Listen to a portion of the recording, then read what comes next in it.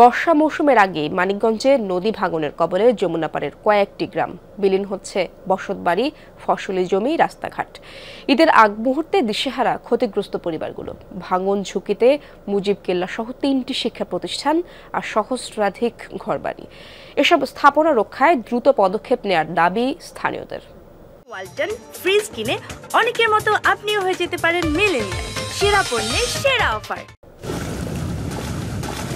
ভাঙছে ঘরবাড়ি, নিরাপদ আশ্রয়ে ছুটছে মানুষ। যমুনার ভাঙন থেকে সে সম্বল রক্ষায় এভাবেই সংগ্রাম করছেন নদীপাড়ের মানুষ। বর্ষা মৌসুম শুরুর আগেই ভাঙনের মুখে পড়েছে মানিকগঞ্জের শিবালয় উপজেলার আলোকদিয়া চর, সমেজঘর, দক্ষিণ শিবালয় সহ বেশ কয়েকটি এলাকা।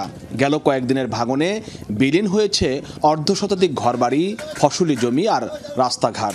ভাঙন আতঙ্কে এলাকা ছাড়ছেন অনেকেই।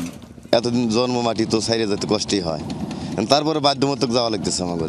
একটা মাটি কাটতে গেলে একটা ভিটে বানতে গেলে এবারে 1 লাখ 1.5 লাখ টাকা খরচ যায়।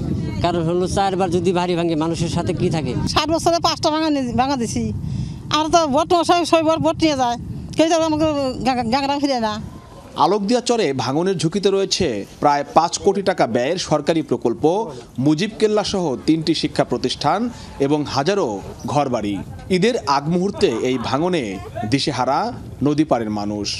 সামনে একটা ঈদ, ওয়াইপোলাবান নিয়ে আমরা কি খাবো কি করব এর কোনো কেয়ার নেই না। এখন সবার ইরি ধান, বুড়ো ধান সব এই সামনে আমাদের ধরেন এখন সামনে ঈদ, সামনে গরু বিক্রি করবে না, এই ঘরবাড়ি ভাঙবে। অস্বাভাবিক ভাঙনের কারণে এইটাও ভাঙনের হুমকিতে পরিণত হচ্ছে, যে কারণে অনেক ঘরবাড়ি চলে যাচ্ছে, শিক্ষার্থীর সংখ্যাও কমে যাচ্ছে।